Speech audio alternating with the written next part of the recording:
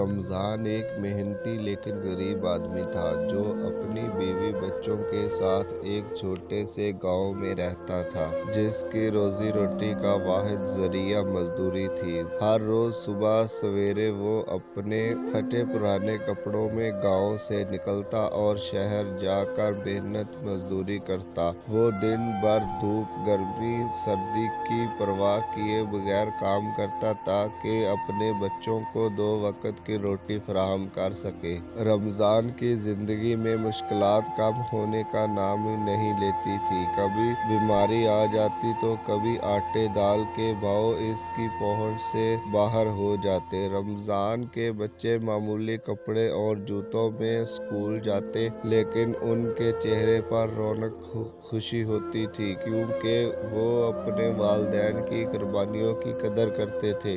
ایک دن رمضان کے بڑے بیٹے کا اسکول کی فیس نہ ہونے کی وجہ سے نام کاٹ دیا گیا۔ یہ خبر رمضان کے دل پر بجلی بن کر گری لیکن اس نے ہمت نہیں ہاری۔ اس نے دن رات کام کر کے فیس کے جمع پیسے کیے اور اپنے بیٹے کو دوبارہ اسکول بھیجا۔ رمضان کی سب سے بڑی خواہش تھی کہ اس کے بچے تعلیم حاصل کریں تاکہ ان کی زندگی اس کی طرح نہ ہو۔